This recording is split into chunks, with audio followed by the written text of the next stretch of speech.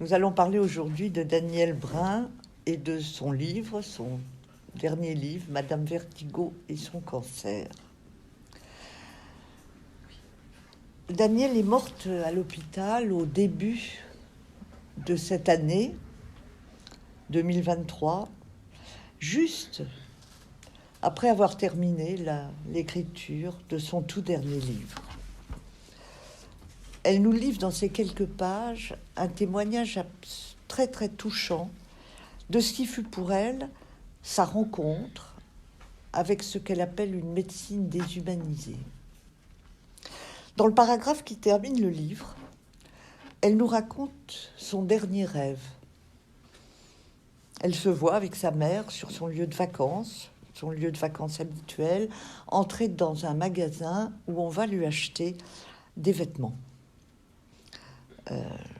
Elle est dans la cabine d'essayage, seule, mais elle tombe et n'arrive pas, malgré tous ses efforts, à se relever, ce qui la met très en colère. Cette rage impuissante la réveille. Elle réalise alors qu'en fait, elle est tombée de son lit d'hôpital. Et elle nous dit « Je n'avais pas quitté l'hôpital. Et c'est vrai que mon grand rêve est de pouvoir m'en aller. Mais pas forcément en colère, ni impuissante. » Puis elle écrit cette dernière phrase bouleversante. « J'ai manqué ma sortie physique. Mon agilité habituelle m'a fait défaut. » La dernière phrase du livre. Alors, lorsqu'on a connu Daniel, on peut dire en effet que l'agilité, c'était vraiment ce qui la caractérisait. Elle me faisait penser à un elfe, toujours en mouvement, extrêmement active, vive, aussi bien physiquement que psychiquement. Toujours en partance, pour des séjours dans des pays lointains, toujours au travail, sur un nouveau livre ou un nouveau projet. Elle était passionnée et infatigable. Mais voilà, pendant de longues années précédant sa mort, elle a traversé les péripéties d'une très grave maladie, mais sans jamais lâcher la barre. Elle a toujours tenu le cap. Elle nous parle de cette expérience comme d'une rencontre pour elle avec une médecine déshumanisée à travers les tempêtes que son corps navire, puisque c'est ainsi qu'elle l'appelle, avait dû affronter. Alors elle n'a jamais accepté sur ce navire la solution de se mettre en pilotage automatique. Il n'était pas question pour elle de se résigner à adopter l'attitude passive et obéissante qu'auraient aimé les médecins. Elle était une élève indisciplinée. Dans le livre, elle s'insurge, mais dit aussi que c'est pour nous tous, pour les patients. Elle veut défendre leur cause en général. Elle ne se révolte pas contre la médecine. Les progrès de la médecine, elle y croit. Elle ne refuse jamais aucun diagnostic, ni aucun traitement, et elle est tout à fait persuadée qu'ils peuvent la guérir. Mais voilà, elle veut vivre sa maladie en tant que sujet et ne pas être simplement réduite à être un objet de la médecine. Alors elle se bat. Elle se bat pour avoir son mot à dire. Elle veut qu'on puisse l'entendre se plaindre ou expliquer les effets secondaires redoutables des médicaments lorsqu'ils deviennent vraiment trop insupportables pour elle. Elle se pose des questions. Peut-être les médecins pourraient-ils diminuer ou pourraient-ils changer de molécule ou diminuer le traitement. Et puis surtout, elle ne se sentait pas malade. Elle continuait à vivre et à travailler comme avant. Alors, comment accepter des médicaments qui, eux, en revanche, la rendaient malade? Sans eux, elle se sentait bien. L'idée qu'elle se soignait pour se rendre malade était très difficile à accepter. Alors, quand elle décida, en fonction de ce que son corps lui disait, de diminuer un dosage, d'adapter les traitements à ce qu'elle ressentait, eh bien, les médecins la grondaient comme une enfant, et même la menaçaient. Par exemple, un d'eux lui a dit, je le cite, « Si vous ne prenez pas les 2 comprimés par jour, vous allez faire un AVC, Madame Brun. Vous avez envie d'avoir la moitié de votre cerveau en moins ? Ce serait vraiment dommage. » Fin de citation. Le plus souvent, les menaces de ceux qui savent amènent évidemment la régression à un stade d'obéissance passive, de peur d'être abandonné par eux. Qu'est-ce que je deviendrais s'ils refusaient de me soigner ?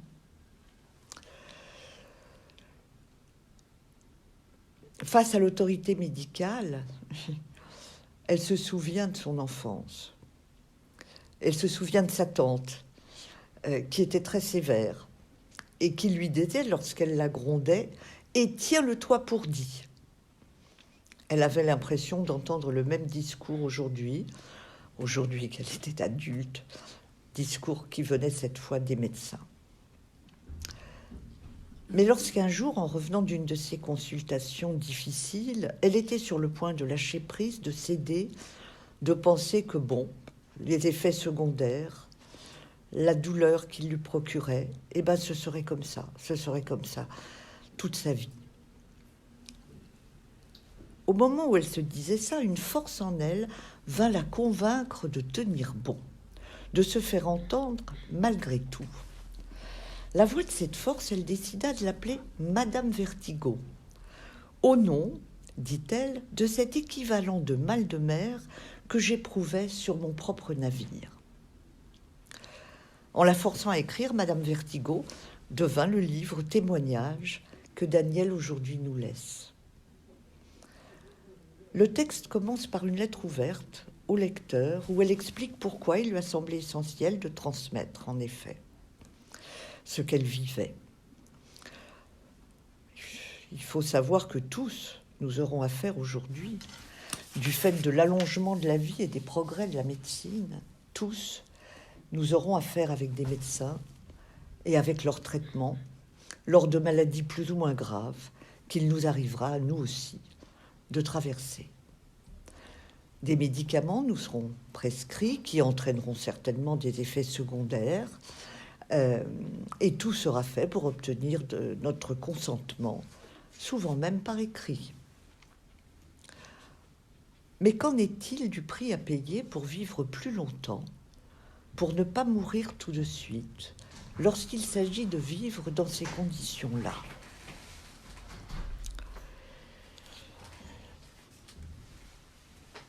Elle compte sur son témoignage pour aider le lecteur à s'autoriser et à pouvoir s'approprier son corps et ses sensations. Elle nous encourage à dire aux médecins ce que nous n'osons pas leur dire et qui pourtant parlent de nous. En parlant, dit-elle, c'est une certaine possibilité qui nous reste de pouvoir habiter notre corps, et c'est ça qui est en jeu. Sinon, elle dénonce le risque que ce corps devienne totalement étranger au malade, s'il ne peut pas l'habiter. Mais cette position de sujet de la part d'un malade est loin d'être confortable pour le spécialiste, qui, fort de ses convictions et des données scientifiques en sa possession, veut à tout prix la guérison et le bien de son patient, sans trouver important de prendre en compte ce qu'il considère comme ses états d'âme, ou pire encore, ce qu'il considère comme des caprices qui ne font, d'après les médecins, que gêner leur travail. Daniel souhaite également, d'ailleurs, que ce témoignage améliore la formation des médecins et la place des analystes dans les services de médecine en mettant l'accent sur l'importance d'écouter leurs malades, même si c'est difficile. Comment sensibiliser les médecins aux effets que leurs paroles peuvent avoir sur nous ? Comment leur faire entendre ce besoin de parler qu'ont les malades ? On ne leur parle jamais de ça dans leurs études de médecine, jamais. Alors ils considèrent le plus souvent que c'est une perte de temps dont il manque cruellement aujourd'hui. Nous savons pourtant que certaines paroles oraculaires, peuvent avoir la même force qu'une arme redoutable, peuvent être comme des coups de fusil. J'ai plus d'une fois été confrontée à des situations de ce type, puisque j'ai travaillé en tant qu'analyste plus de 30 ans dans un service de réanimation néonatale où en fait il n'était question à chaque moment que de vie et de mort, où les paroles dites par les médecins concernant le devenir des nourrissons pouvaient prendre un poids considérable. Danielle Brun, qui a beaucoup travaillé en médecine elle aussi, raconte dans un de ses livres, L'enfant donné pour mort, combien le traumatisme de la perspective de la mort annoncée est difficile à surmonter pour toute une famille, même dans le cas où l'enfant reste vivant, et peut-être surtout dans le cas où l'enfant reste vivant. Les médecins, quelquefois, le savent. J'ai pu constater ça en travaillant avec eux. Mais ils se sentent souvent interdits, soit parce que c'est trop risqué de parler, bien sûr, mais aussi risqué pour d'autres raisons que des raisons personnelles, risqué, m'expliquait-il, pour des raisons juridiques. Interdit de ne pas dire au malade et à sa famille tout ce qu'ils savent de sa maladie et des différentes complications qui pourraient advenir. Je me souviens de certains médecins réanimateurs qui me disaient « Mais nous sommes obligés, de nos jours, de dire la vérité aux malades et à la famille. C'est une obligation. Alors si je constate des lésions cérébrales à l'IRM, par exemple, je dois dire aux parents que leur enfant ne pourra pas vraiment faire d'études, qu'il ne fera pas Polytechnique. » Et comme je leur disais « Mais enfin, vous êtes vraiment sûr que c'est la vérité ?» Ils me répondaient « Mais non, non, on n'est jamais sûr de rien en fait. » Mais c'est ce que disent les statistiques sur ce type de lésions. Alors, en revanche, ce dont je suis sûre, c'est que les parents pourraient porter plainte pour dissimulation d'informations contre notre service si on ne leur avait pas dit qu'il rencontrerait des difficultés scolaires, cet enfant. Évidemment, ça met l'enfant à une toute autre place, comme vous pouvez vous en douter. Par contre, me disait-il, je sais un jour que s'il réussit Polytechnique, nous serons tranquilles, les parents seront si heureux que jamais ils viendront porter plainte contre nous. Moi, je pense qu'il faudrait qu'on prenne l'habitude de porter plainte dans ce cas-là, maintenant, auprès de la médecine. Enfin, ça, c'est un autre problème. Donc, c'est ce qui s'appelle, effectivement, dans les services de médecine, ouvrir le parapluie. De nos jours, la médecine se fonde presque uniquement sur des protocoles de soins standardisés. Ça doit être cela et pas d'autres. Sur des recueils de données, de plus en plus maintenant analysés par l'intelligence artificielle, le tout appuyé sur des mesures et des enregistrements de plus en plus sophistiqués eux aussi. Les données sont confirmées par le recueil des datas, de nouvelles configurations, de nouveaux algorithmes sont mis en place. Le risque, c'est de transformer les médecins exclusivement en techniciens de plus en plus perfectionnés. Le corps de leurs patients ne les intéresse qu'à la lecture d'analyses de résultats ou d'images radiologiques, en fait. Combien de patients nous disent qu'en consultation chez leur médecin, ils ne croisent jamais leur regard, jamais. L'ordinateur faisant un écran entre lui et eux. Le médecin sait de quoi le patient souffre puisqu'il connaît la maladie qu'il présente. Il sait aussi comment faire pour essayer de le guérir. Mais ce qu'il ignore, c'est que ce dont le patient souffre n'a rien à voir avec la maladie qu'il connaît. Le patient souffre vraiment dans son corps tous les jours et ça lui rend la vie difficile. Mais ça, c'est franchement pas son problème au médecin. La maladie du médecin n'est pas la même que celle du malade. Parler à un médecin réanimateur de ce que c'est qu'un enfant extrêmement prématuré de 500 grammes, il ne vous dira pas la même chose que ce que son père et sa mère vont vous dire de lui. Et c'est bien ce que la Madame Vertigo de Daniel essaie désespérément de faire entendre aux médecins. Elle lui parle de son corps et de sa douleur. Tente de lui faire comprendre ce qui, pour elle, donne de la valeur à sa vie. Mais lui n'entend pas, ne vient pas à sa rencontre, ne veut rien en savoir. Lui, il sait déjà, et son savoir a une bien plus grande valeur à ses yeux que la plainte de cette Madame Vertigo, en fait jamais contente. C'est ainsi d'ailleurs que va mourir Daniel. Ironie du sort, à la suite d'une erreur médicale. Puisque, faute d'avoir accepté d'entendre un nouveau symptôme qui lui rendait la vie plus difficile encore, dont elle essayait de parler, elle n'arrivait plus à ce moment-là à avaler, bon, les médecins ont laissé passer, l'ont laissé dire, n'ont pas décidé d'investiguer. Donc, ils n'ont pas posé de diagnostic. Et lorsque finalement, bien plus tard, peu de temps avant sa mort, ils ont pensé qu'il fallait peut-être s'en occuper, eh bien, il était trop tard pour intervenir chirurgicalement. Et Daniel, comme elle nous l'a dit, faute d'avoir été écouté, a raté sa sortie. La clinique, pourtant, c'est même sa définition, être au lit du malade. La clinique offre la possibilité d'une rencontre, mais cette rencontre semble vouloir être évitée à tout prix de nos jours. Nous avons pu constater en travaillant avec les médecins combien être à l'écoute des patients pouvait être difficile et angoissant pour eux. Aller à la rencontre d'un sujet et non simplement donner des résultats ou des directives pour soigner une maladie, eh bien, c'est courir le risque pour le médecin d'une rencontre avec lui-même. En effet, que s'annonce-t-il à lui-même lorsqu'il annonce un diagnostic ou un pronostic péjoratif à un malade? Alors, pour se protéger, il s'échappe.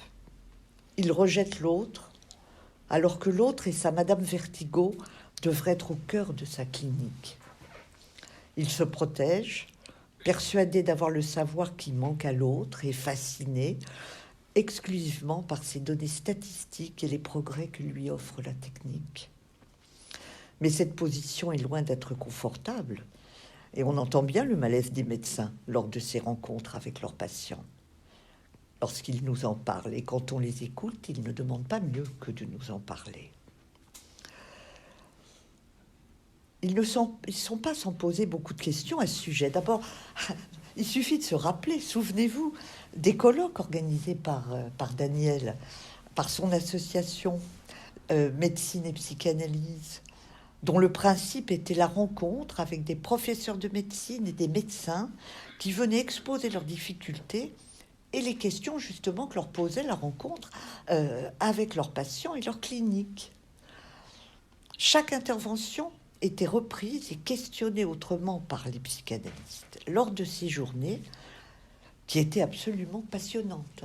J'espère que vous avez pu assister à certaines. Lors de ces journées, on ne pouvait que constater effectivement les questions des médecins qui vraiment ne savaient pas quoi faire avec leurs patients. Et ils témoignaient du désarroi dans lequel les progrès de la médecine les laissaient. Les problèmes actuels, ils sont toujours pareils. Je ne sais même pas si c'est pas pire. Et il n'y a qu'à constater le manque d'enthousiasme des plus jeunes pour choisir la carrière médicale. L'état des internes aujourd'hui, les burn-out à répétition que nous voyons tous les jours. Alors sans doute, bien sûr, on peut parler des difficultés économiques, de la durée des études, de leurs difficultés, du délabrement de la médecine aujourd'hui, la politique de santé actuelle. Bien sûr, tout ça, il y a sa part. Mais cette nouvelle médecine scientifique n'est certainement pas étrangère aux difficultés dans lesquelles se retrouve la jeune génération de nos soignants aujourd'hui. En guise de conclusion, je voulais laisser la parole à un de nos jeunes internes qui venait d'arriver dans son service. C'était son premier stage véritablement important. Et un jour où il se déprimait, il me dit « Ah là là, je suis vraiment déçu de mon stage cette année. J'avais fait médecine pour autre chose. je crois que j'imaginais que j'allais apprendre à rencontrer des patients et à les aider. Et maintenant, je réalise que ce que je dois surtout apprendre, c'est à m'occuper de faire fonctionner les machines qui, elles, vont les faire vivre. Alors, merci Daniel pour tout ton précieux travail en médecine et ailleurs, évidemment, et pour ce dernier livre qui pose remarquablement bien la question du patient sujet, qui, malgré son admiration pour les progrès de la science et de la médecine, se retrouve de nos jours réduit presque exclusivement à des courbes, des chiffres, des statistiques, face à des médecins, le plus souvent en souffrance eux aussi, et incapables de les entendre lorsqu'ils sont réduits à un rôle de pur savant technicien. Voilà. Donc,